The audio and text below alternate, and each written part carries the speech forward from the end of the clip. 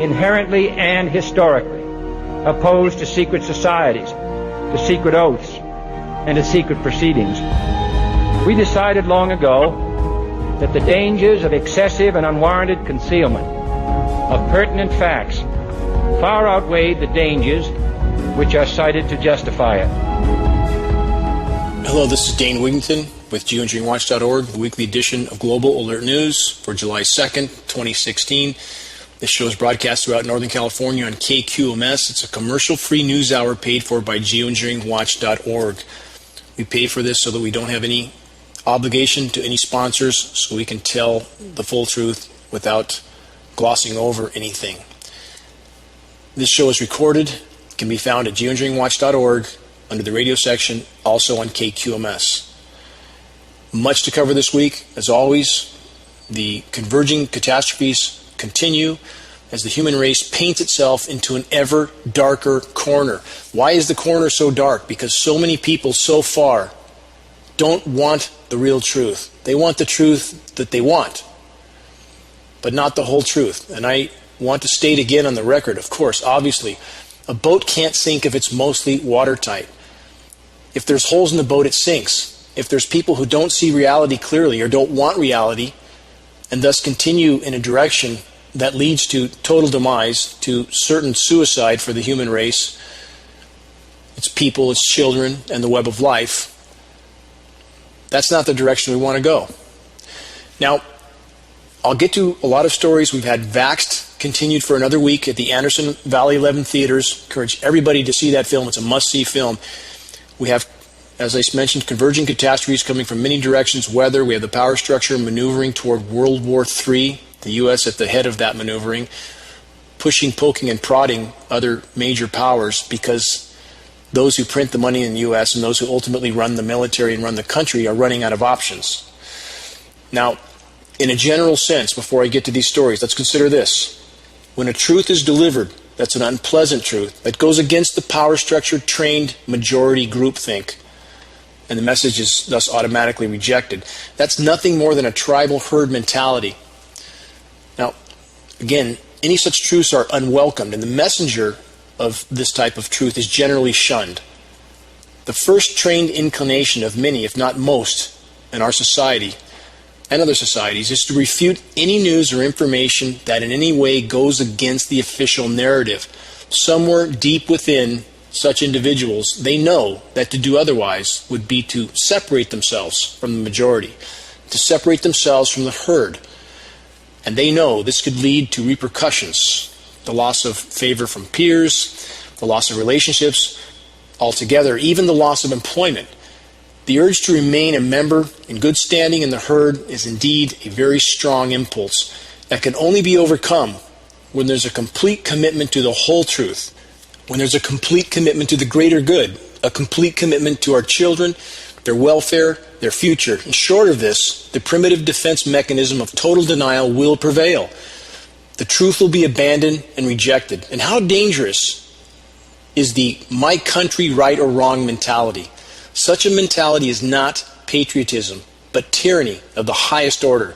It's the most primitive form of the herd mentality. It's blind tribalism, nothing less. Again, on that note, the Vaxxed film, a film that many don't want you to see, a film that the power structure does not want you to see, a film that the medical industrial complex does not want you to see, extended for another week at the Anderson Valley 11 theaters due to strong demand. In this film, irrefutable data is presented that our government, the Centers for Disease Control, willfully and illegally hid data that makes irrefutably clear that certain types of vaccinations are causing immense harm. The government official from the CDC that confesses on tape, on the record, on this film, is trying to testify before Congress, but Congress won't let him. What kind of government do we have when we have irrefutable data to prove that some types of vaccinations are absolutely, positively harming our children, and our Congress will not let that person testify?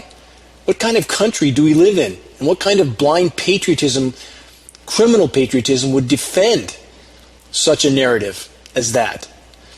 We should salute those people in this film who have given all to try to tell the truth for the greater good. And seeing such a film is not an option, it's an obligation. I encourage everyone to make the trip to Anderson and see this film. Bring others with you. Now, in regard to defending the official narrative, I did a Northern California radio show this last week with Dr. Wakefield. What's interesting is it was very clear and not surprising that this show, who has local sponsors, seemed very invested and interested in trying to dispute the information presented in Vaxxed.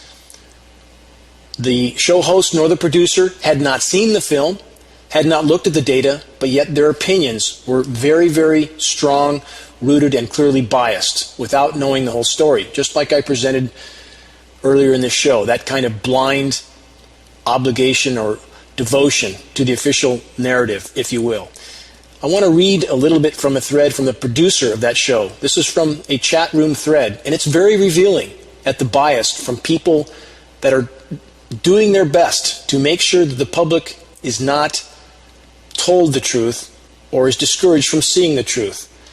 Here's a few quotes from this radio producer taken from a chat room thread. Quote, "So pretty much everything everywhere is a plot by the military-industrial complex to murder the majority of the population and bring the survivors under the United Nations New World Order, Bilderberg, etc., control." Obviously a facetious statement.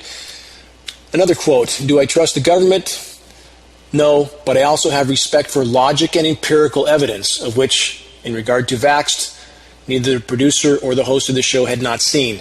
Third quote, "I accept that part of the equation, something needs to be regulated and investigated," referring to Vaxxed, "but I don't need Mr. Wigington to cram that down my throat." Now, again, that's the kind of reaction you get from people who don't really want the truth. They feel confronted, they feel assaulted. If someone presents them with truth that doesn't fit into their comfort zone, their bubble, they lash out at anyone who delivers that truth. Another quote off of this thread, "I resent the implications that I am too bloody stupid to do my examination and that I have to pay admission to see a movie." So I guess the admission fee is somehow insulting to this producer, that he would have to pay that to go actually find out what the truth is. So he's just simply insulted that he would not already know the truth without looking for it. Final quote, "We're not investigators. We provide a forum for points of view. We have opinions and invite the opinions of others. Those opinions are not always in perfect alignment." Isn't it logical for someone to actually investigate something before they have an opinion, and not to have an opinion simply based on bias and ideology? But that's what we're dealing with. It's exactly what we're dealing with. And this is just an example of that. A local media show invested in towing the official narrative and willing to lash out at anyone who doesn't really support that narrative. We'll post this show. I'll post a show in the next few days with Dr. Wakefield and this Northern California radio station for people to decide for themselves. And even when the host was confronted on this show, would he go see the film? Clearly, he didn't want to answer that question. Gave no indication that he was going to see the film. He just wanted to have his opinion that all this was nonsense, apparently, that about vaccinations being harmful. We're trying to refute Dr. Wakefield, which he really didn't do. Our show got cut short 20 minutes from what I was told it would be, I think, because the truths being presented were not disputable, and that was not really the objective of the show, apparently, to begin with. In regards to the Northern California medical community, I know an activist that has a medical background that communicated with a large local medical center, Mercy Medical Center, in fact. Anybody in the Redding area knows exactly who that is. And this activist was shunned by the medical staff there, and even presenting the data that they should perhaps take a look at this film. Absolutely shunned, insulted, and completely rejected. And this is the typical response from the medical community, because they're completely invested in the official narrative. And they know instinctually that their job is to defend that narrative if they're to remain a part of the herd, and if they're to protect their paychecks and to protect their pensions. How incredibly wrong is this? That we have people behaving in this manner at the expense of our children's health, when we have skyrocketing autism rates and the medical community claims to be completely bewildered as to why this is happening, in spite of the fact of data like that presented in Vaxxed being available. They reject it and don't want to even speak to anybody who tries to present this data to them. Now, because films like Vaxxed are gaining ground rapidly, because there are portions of the population finally, thankfully, waking up to some of the incredibly horrible truths that have been hidden from us, now we have studies like this one from Oxford. And this was sent to me by Dr. Sherry Tenpenny, another extremely courageous, honorable physician that has now dedicated her life to exposing the lies that the public has not been told, specifically relating to vaccinations. And Dr. Tenpenny, by the way, will be, along with the Vax crew, at an event at the Cascade Theater on August 5th, free public event. I'll get to more details about that later in this show. But what Ms.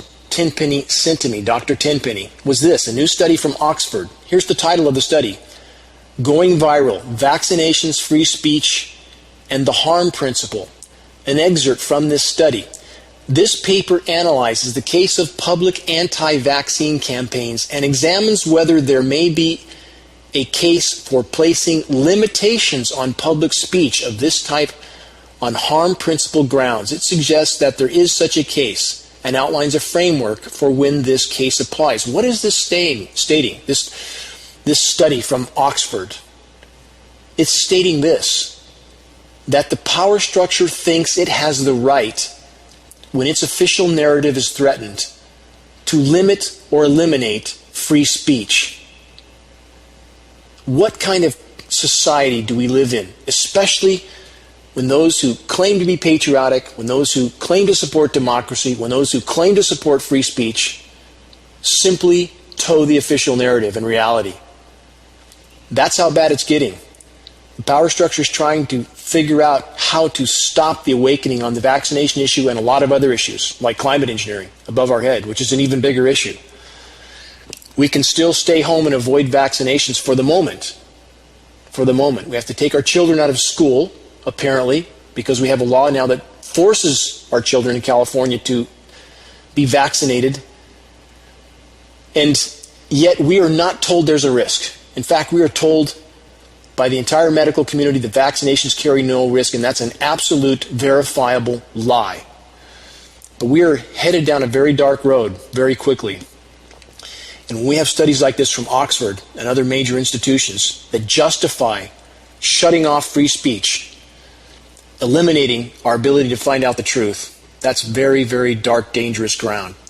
Transitioning to the wider horizon about an even greater assault than vaccinations, and that's saying a lot, because vaccinations are an unimaginable assault against our children, considering that we have autism escalating over 10,000% in the last 4 decades, and now we're being told that in the next decade plus, every other child will be autistic. We're told that by MIT, major global research institution. But is there another factor in the increasing autism rate as well?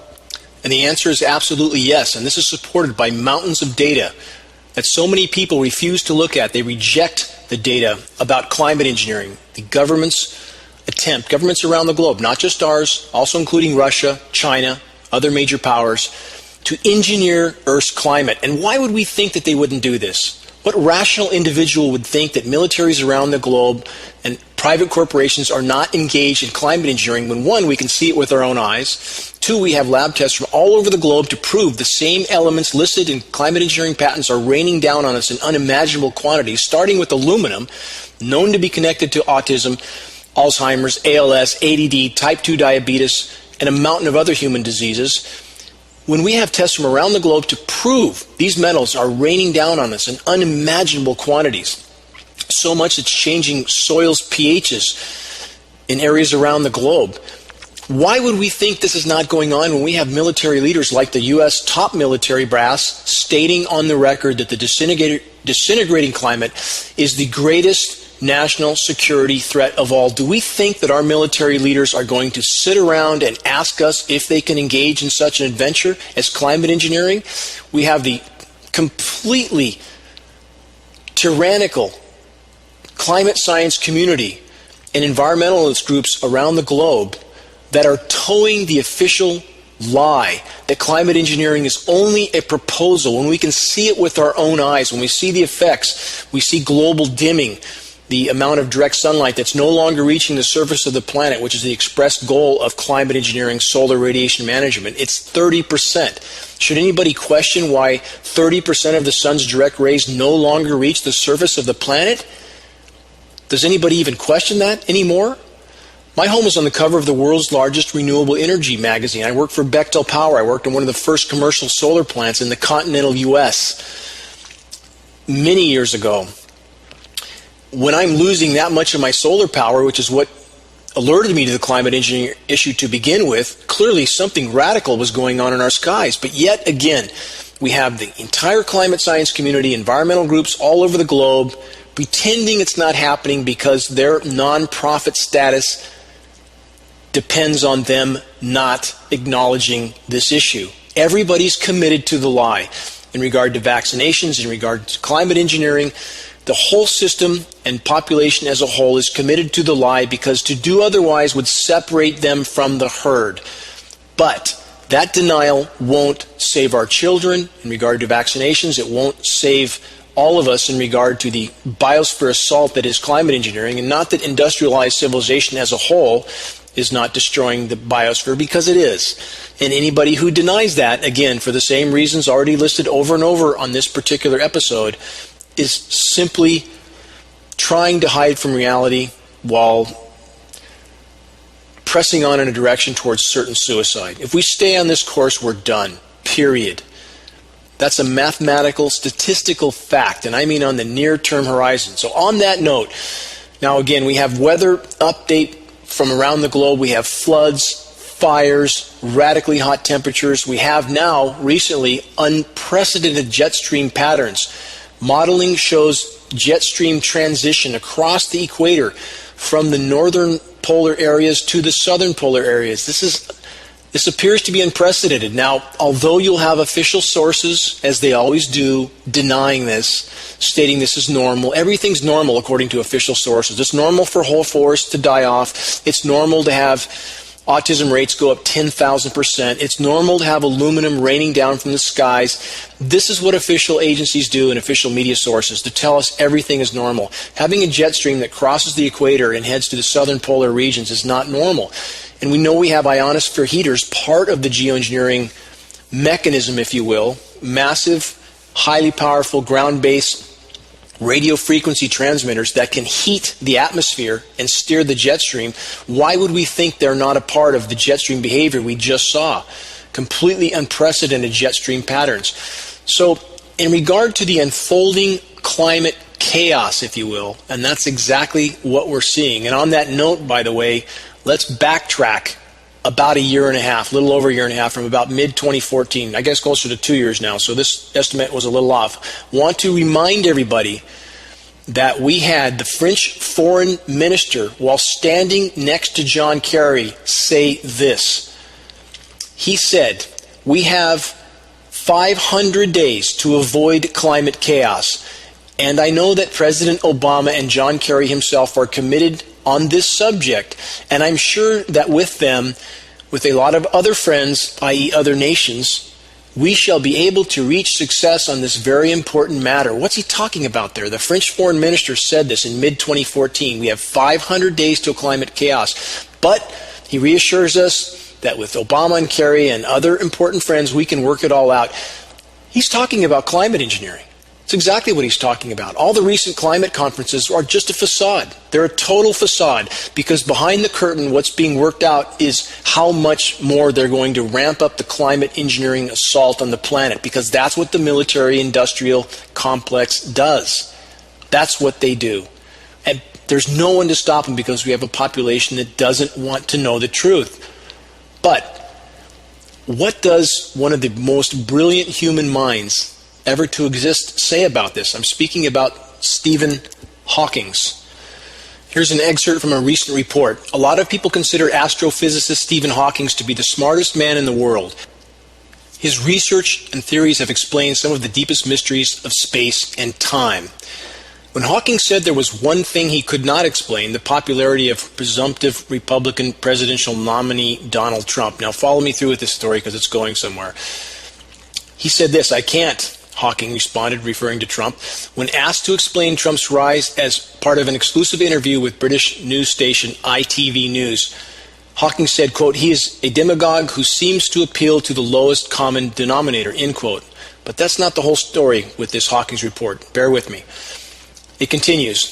But here's the thing. In that same interview, Hawking also said he didn't believe Trump was the greatest threat facing America or even the world. The greatest threat, he said, is human-caused climate change. Now, Hawking will not mention climate engineering along with that. And again, it's imperative to remember, there is no legitimate discussion of climate change without discussing climate engineering first and foremost. And in fact, what we face is not just global warming. It's not just climate change. We face right now, it's unfolding right now, what is more accurately termed as an abrupt climate shift. That's what we're going through right now. And I don't care who doesn't believe that. I don't care who wants to claim that there's no damage to the planet, there's nothing wrong, it's all just some sort of alarmism. You won't be able to stay in that denial for very long. The fact is, the planet is imploding, period. Hawking is speaking to this fact. He continues, a more immediate danger is runaway climate change. Again, more accurately termed a climate shift. Hawking said, a rise in ocean temperature would melt the ice caps, is melting the ice caps, by the way, and cause a release of large amounts of carbon dioxide, speaking about methane, from the ocean floor. Both effects could make our climate like that of Venus, with a temperature of 250 degrees. Now consider who's stating this. Consider the temperatures we see happening all over the planet in between the climate-engineered cool-downs, the toxic temporary cool-downs that the military-industrial complex is engaging in because they are invested in keeping the current status quo as long as they possibly can at any cost to the people of the planet itself, and life on Earth. But we have Stephen Hawking here telling us that we are heading toward Venus syndrome. Final excerpt from this report. Hawking's comments about Trump made headlines in nearly, and this is what's important about our media to consider, what they hide from us. This is the gist of the story. Hawking's comments about Trump made headlines in nearly every major American media outlet. His comments about climate disintegration being the world's greatest threat, however, did not make any headlines. And here's an example of some of these headlines. So again, you have what's considered to be one of the greatest minds ever to exist in the human race stating that we are on track for Venus syndrome, that the planet is imploding, that we have massive amounts of methane blowing out of the seafloor around the globe because of rapidly rising ocean temperatures, and not a single word on the headline from major media. No mention of the disintegrating climate, and certainly no mention from major media or Hawking's on the climate engineering elephant in the room that is the single greatest assault against the biosphere ever launched by the human race. So what did major media cover? What headline did they put out? From CNN, Stephen Hawking, quote, Trump is a demagogue. From NBC, Stephen Hawking, Donald Trump appeals to the lowest common denominator. From ABC, physicist Stephen Hawking baffled by Donald Trump's popularity, calls him a demagogue. And from USA Today, Stephen Hawking doesn't get Donald Trump's popularity. No mention whatsoever, oh, by the way, our biosphere is imploding. And again, no mention of climate engineering from any mainstream source, agency, climate scientist, environmental group. None at all from this elephant in the room that is so incredibly visible and verifiable. No mention whatsoever. Now, on that note of no mention, our local meteorologist, Mike Kruger, again, I had the displeasure of seeing him at the end of a news program last week, or one of his broadcasts, laughingly, jokingly mention the chemtrail term. Now, people like Kruger, again, they use that term, just like radio show hosts, because that's what they're trained to use. Like everything I've already laid out in this program, they are conditioned to support the official herd narrative, and that narrative is to not use the science terms of climate engineering, geoengineering, solar radiation management, stratospheric aerosol injection. They avoid those terms because those terms would appear credible to the public. Those terms might cause the public to actually investigate. So when we have people like our local Channel 7 meteorologist, Mike Kruger, who are simply reading a script given to them by those who do the weather modeling at the National Weather Service and NOAA, both agencies which have a federal gag order on all their employees, by the way, and whose modeling is done by private defense contractor Raytheon, who's involved in climate engineering. So all the way back down the ladder to the order followers like Mr. Kruger, who, again, are invested in making a joke or trying to marginalize very dire issues because that's what secures their position in the herd, period. It's up to us, the public, to expose people like Mr. Kruger, KRCR, Record Searchlight, all those agencies that are invested in the official narrative and hiding anything that challenges that narrative, whether it's the truth about vaccinations or the truth about what's happening in our skies with climate engineering. All such people who belong to these agencies and entities are invested in hiding those truths. And let's get to some of those headlines now that you probably haven't seen at all on any mainstream sources. It's certainly those who only look at mainstream sources would not see these types of headlines. Here's one we should consider. FEMA contractor states this: unrest is coming after nearly 400% food price spike, which will come soon. From that report, preparations by various cogs of the national security complex, including FEMA, indicate a coming worldwide food shortage and resulting crisis marked by extreme civil unrest around the globe. Does this not plug into so many reports that I've given already in the past, that we have agencies like Homeland Security stocking up on 2.4 billion rounds of 40 caliber hollow point, that we have underground facilities being stocked with freeze-dried food supplies and so forth? And we verified some of this ourselves, that certain retail freeze-dried food suppliers were offline for retail for some time while they were supplying underground bunkers. Another headline: imports collapse at East Coast. Now, when we have the Baltic Dry Index, the index of all global shipping, collapsing, we have shipping around the globe collapsing. The only thing keeping anything afloat is money printing from the central banks. How long can that be hidden? And back to the biosphere collapse, back to what Hawkins just said with the heating oceans, the methane releasing, the fish die-offs that are happening all over the globe. The oceans are dying. We have, in Florida, we have waterways now being choked off with algae because the water is now so warm and so full of contaminants, nutrients. And this is, by the way, let's go back to climate engineering. One of the express goals of climate engineering is ocean fertilization, the intentional creation of algae blooms to suck up some of the CO2 out of the atmosphere to help hide the CO2 problem. Is it any surprise that the oceans are dying? And I'm not saying this is the only cause by any means. As I've stated over and over and over, and as many people don't seem to want to hear or consider or bother to investigate, the human race has decimated the planet from countless directions. Where would we even begin to cover that story? But climate engineering at the top of the list, and all these stories of the oceans dying, massive algae blooms. In China, we have mats of algae on the ocean, sometimes 3 and 4 feet thick, going out a quarter of a mile. These oceans are dying everywhere around the globe. And that has to trigger economic collapse. It has to. It can't not facilitate economic collapse, because you can't print money to change that situation. You can't. And we're at that point. Now, from this excerpt of import collapse at East Coast ports, the peak season has disappeared. Carriers have already taken out capacity, and if there was a strong peak season coming, they wouldn't do that. It's partly overall trade declining, but it's also that importers simply bought too much. Things are screeching to a halt. That won't be hidden much longer. Another headline: Italy granted extraordinary bank bailout program to prevent, quote, panic run on deposits. more money printing to try to hide the implosion as long as possible. Another headline, "The end is coming," says Ron Paul. Well, I hope Ron Paul speaks out about more truth, starting with climate engineering. But those within the system know how long their leash is. They'll acknowledge some truths, others they can't touch. And we know this from the only person, a former Bush aide that was reportedly seen outside the Pentagon in 2011 stating he was going to blow the whistle on the climate engineering programs. He was found in a landfill 2 days later, dead.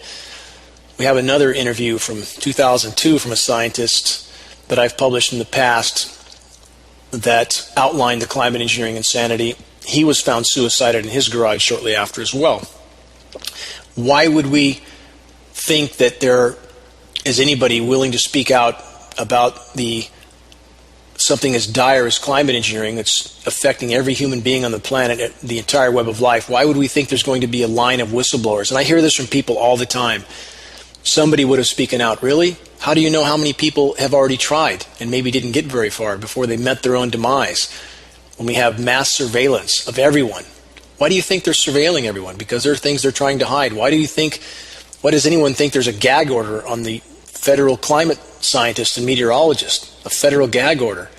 This is not hard to connect. Again, it all comes back to the kind of herd mentality, groupthink, deny everything, blind patriotism, which is total tyranny. I'll get to an excerpt from Mark Twain later in this broadcast about that type of patriotism as well. It's very telling. Another headline, Pentagon claims showdown with Russian jets in Syrian skies. Now, as I've outlined again in former shows, when the power structure runs out of options, as the biosphere collapses, as the economy follows, as the population of those nations start to become very panicky, then the power structure starts to play bigger cards, and that's global conflict. So there we have the headline I just read. Follow-up to that headline, Turkey attack likely a CIA NATO black operation. Now, false flags are used by governments all over the globe. Vietnam, where 60,000 of our sons, daughters, mothers, and fathers died in that war, and millions of innocent civilians in those countries died, was caused by a false flag. It's historical fact. And how many blindly patriotic Americans will look at that fact? They don't want to hear that. They just want to wave their flags and pretend, or at least play the part of being an obedient member to the herd. How is that in any sense honorable? Just asking that question. How is it honorable to blindly follow a programmed patriotism that's been given you by those in power? No honor in that. Another headline. Experts. U.S. airports need more armed officers outside terminals. Now, back to the previous headline, Turkey attack likely a CIA NATO black operation. What is the purpose of this? And people ask this all the time. They say, why would they do this? Why would they engineer the weather? Why wouldn't they engineer the weather? Why wouldn't they? Why wouldn't they use such a covert weapon? Why would they be a part of a false flag at a Turkey airport? Because then it fuels the ability for governments to clamp down on their citizens. And there we have that headline. U.S. airports need more armed officers outside terminals. I'm not saying terrorism isn't real. I'm not saying that. ISIS is real, unimaginably barbaric, but then one has to ask why our government has facilitated them. Why did the Turkish government facilitate ISIS? Why were they buying fuel from ISIS to help fund ISIS's operations? All of this truth needs to be looked at and acknowledged by the American public. And back to the whistleblowers, for those who try to tell the truth, I want to give a specific example. Again, I got a recent update from a federal EPA employee that I am communicating with, that I've mentioned in previous shows, is being terminated, likely terminated, because he is trying to tell the truth about the climate engineering issue. He sent me this message. Dane, on Thursday, 23rd June 2016, my union steward and I met with Water Division Director, and he's water testing, in fact, showing aluminum as part of, that he's trying to disclose as part of why he's being terminated, to discuss some 15 pages of allegations leveled against me. with the majority of these allegations being petty in nature. However, management is dredging up long-resolved issues that have nothing to do with my work, manufacturing allegations that never existed in the first place, and as a typical government cherry-picking what they want, whether true or not. My union steward asked at the end of the meeting if a resolution to all these allegations can be reached, and the water division director's answer was a flat no. On Friday, June 24th, my union steward and I met at home for the entire day to go over some of the allegations of those 15 pages. We had a 2-hour-long conference with the attorney and what the allegations were in these 15 pages. Dane, what have I stated in this email? What I have stated in this email is just a fraction of the tip of the iceberg. The very ugly, ugly, ugly part is this. I could write a book on it. I will leave it there. Bottom line with that message, truth teller at the EPA being punished, career ruined, life ruined, because he tried to tell the truth. Period. That's what's happened. Again, at the August 5th event in Reading at the Cascade Theater, which, as I stated, we'll have flyers out on soon and information out on soon, we will also have former decorated CIA officer Kevin Shipp to explain to the public the government's process of doing what they're doing to this EPA employee, which I just outlined, to ruin their lives, to ruin their careers, or worse, if they try to tell the truth. We are living in a lie, all of us living in a lie of unimaginable proportion, while the planet that has supported us has been pushed past the point of return to what it once was. Will it continue to support life? That remains to be seen. But those who try to tell the truth, those who try to expose what's happening to the planet, to the population, to our children, are punished by those in power. And that can only happen by a whole structure of order followers all the way down the line who toe the line for the power structure. In regard to that, for the population who thinks that elections are going to somehow fix something, who are buying into that lie, what a poor list of choices we have now. And that's no surprise, because the only choices we're allowed to have are those that the power structure allows us to have. Even though we have headlines like this, Hillary's illegal war in Libya and arms supplied to terrorists, as I covered last week, Clinton and Obama, this administration linked to supplying arms to terrorists very openly. People like John McCain tied in with this as well, ISIS terrorists. So we have the wife of a known corrupt criminal president, Bill Clinton, now running for president herself, in spite of information that clearly shows that she is also a criminal. How does this happen?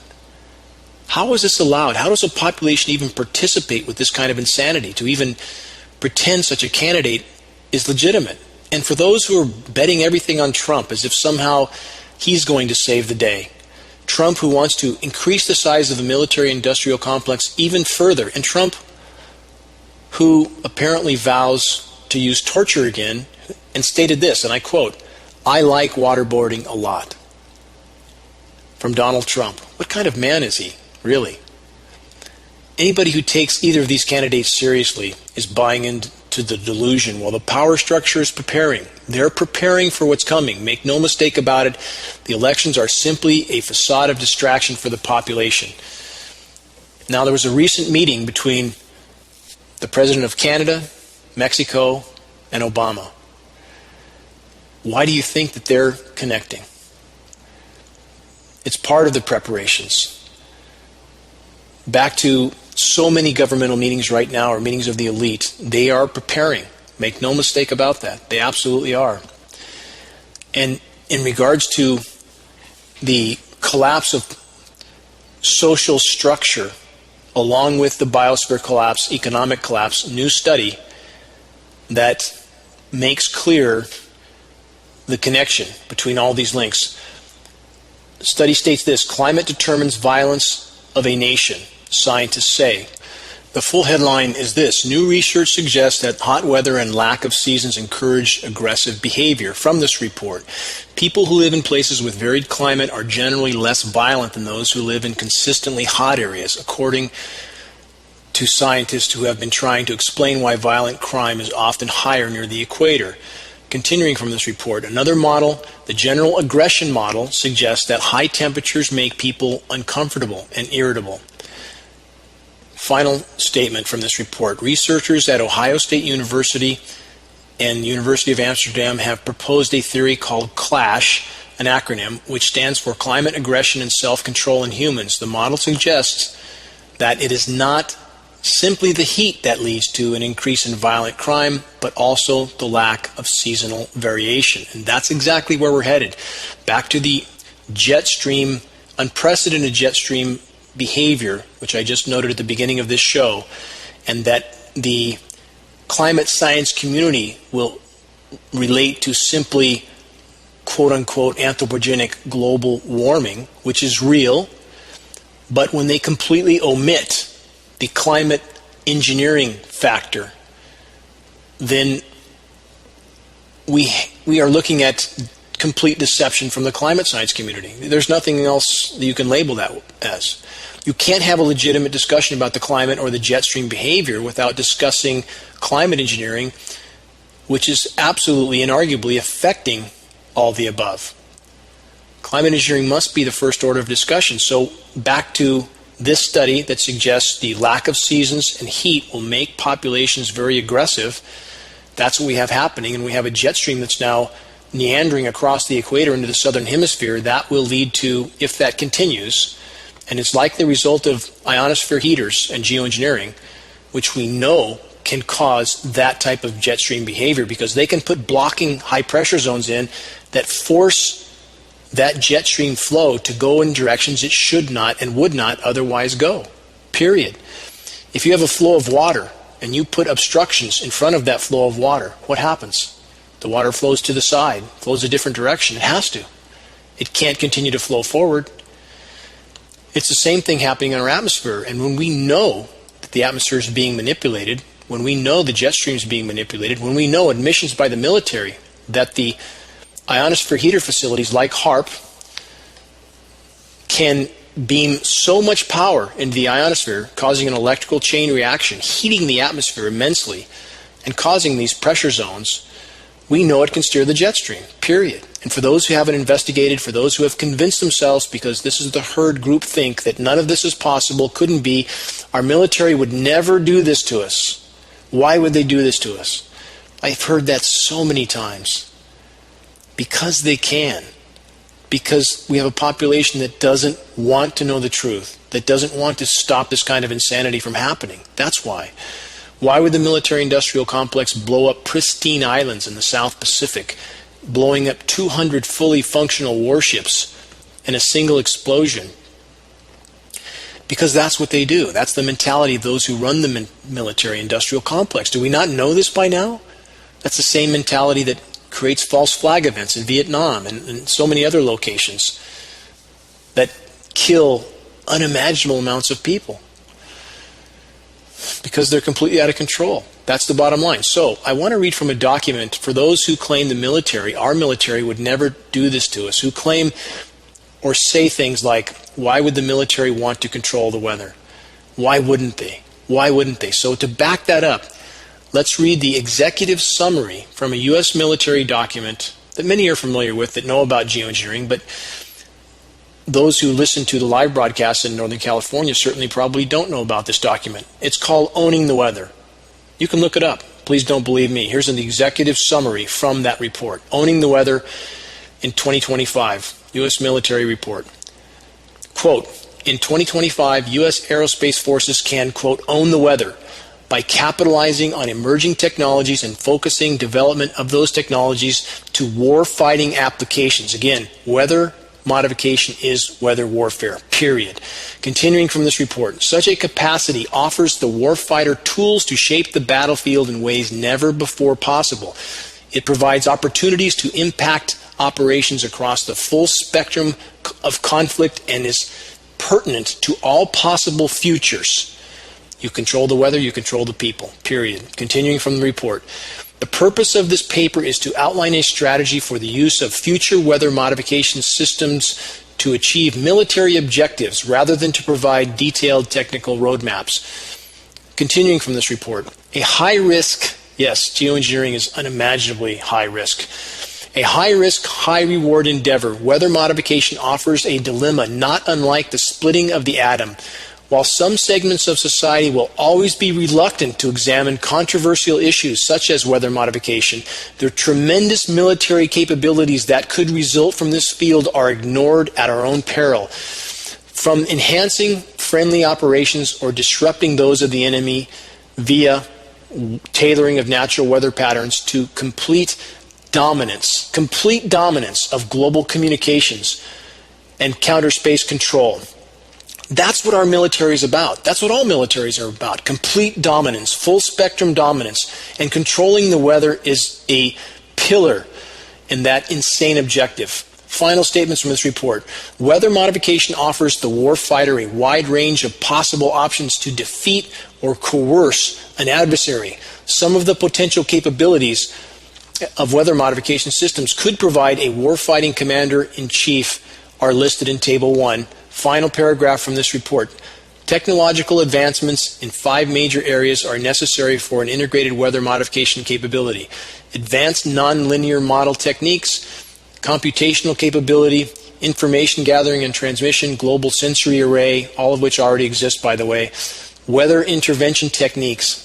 Some intervention tools exist today.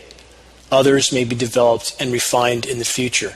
How do we know that weather intervention techniques exist today? Because it's been going on for 70 plus years at a significant scale. Read this document, Owning the Weather, and ask yourself if you don't think this is already going on. It's obviously going on. We have congressional documents to back it up as well. And back to the study I just read before this about what heat and temperatures do to populations and make them aggressive.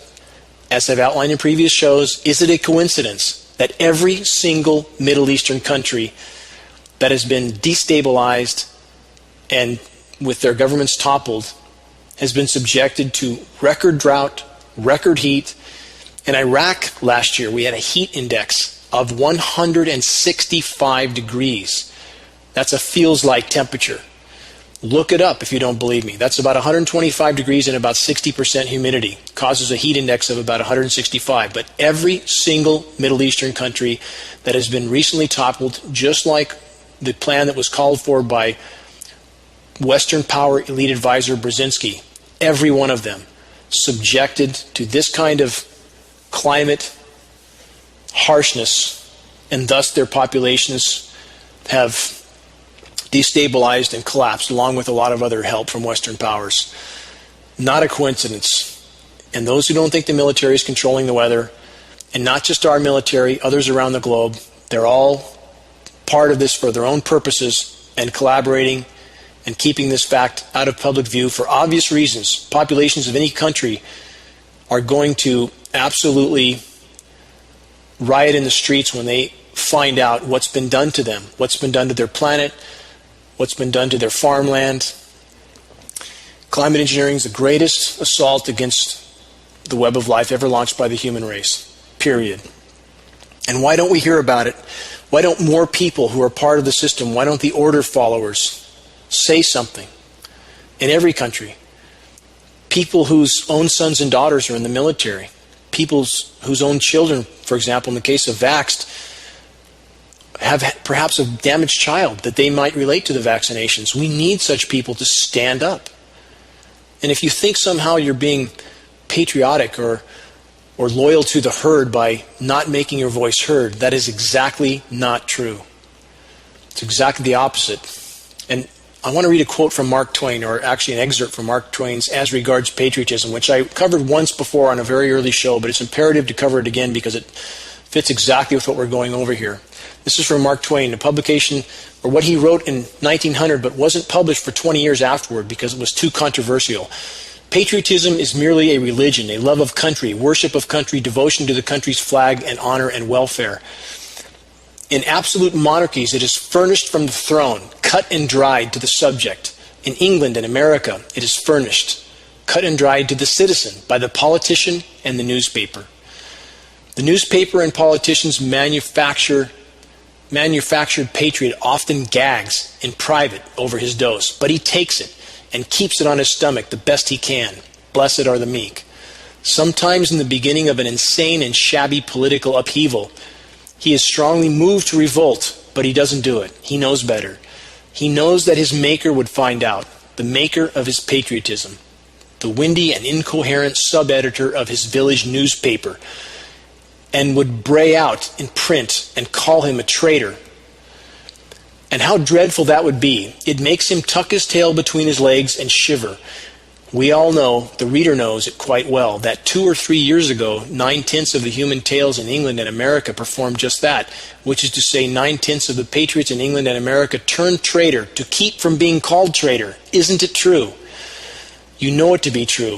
Isn't it curious? Nothing has changed since Twain's era. Nothing has changed. Final statements from Twain's essay. Yet it was not a thing to be very seriously ashamed of. A man can seldom, very, very seldom, fight a winning fight against his training.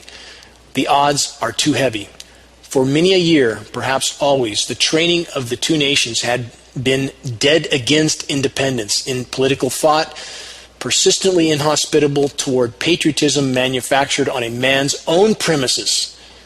Patriotism reasoned out in the man's own head, and fire essayed and tested and proved in his own conscience. The resulting patriotism was a shop-worn product, procured at second hand. The patriot did not know just how or when or where he got his opinions. Neither did he care, so long as he was with what seemed the majority, which was the main thing, the safe thing, the comfortable thing. Does the reader believe he knows 3 men who have actual reasons for their pattern of patriotism? Can he furnish them? Let him not examine unless he wants to be disappointed. He will be likely to find out that his men got their patriotism at the public trough and had no hand in their preparation themselves. Training does wonderful things. Majority patriotism is the customary patriotism. There is nothing that training cannot do. Nothing is above its reach or below it. It can turn bad morals to good, good morals to bad. It can destroy principles. It can recreate them. It can debase angels to men and lift men to angelship, and can do any one of these miracles in a year or even 6 months. Then men can be trained to manufacture their own patriotism. They can be trained to labor it out in their own heads and hearts and minds, in the privacy and independence of their own premises. It can train them to stop taking it by command. Absolute words of wisdom from an icon of American history and literature, Mark Twain, Samuel Clemens. How few take the time to look at the profound wisdom from so many that lived in history, to put down their iPhones, to turn off the corporate media machine of mass distraction, and to examine what the wisest of the wise have said throughout the ages. How many in our society today are willing to take the time to find out what's happening around them, to look past the smoke and mirrors and all those that are invested in the lies and perpetuating the lies? We've painted ourselves into an unimaginably dark corner from so many directions. The future we have now constructed for ourselves is very dark indeed. The reality we have known is disintegrating by the day. This is simply a mathematical fact. It's up to all of us to have a basis for our conclusions. It's up to all of us to understand what true patriotism means. It's not blind obedience to the official narrative of those in power. That's not true patriotism. And those who subscribe to that type of tyranny need to re-examine their perspective. Making a full circle back to the Vaxxed film, I hope anyone who regards the future of their children, all children, will make the effort to see that film, still playing at the Anderson Valley 11 theaters until July 7th. That film is a must-see film. It's up to all of us to find out what's happening around us as the walls close in. Our best odds of changing the outcome of what we face is to understand it and to look at reality head on. we would do well to remember that the hallmark of a healthy mind is an unyielding willingness to face the truth no matter how dire. And in doing so, we may yet have a chance, our combined efforts, to do profound good, even at this late hour. Until next week, this is Dane Wigington with GeoEngineeringWatch.org.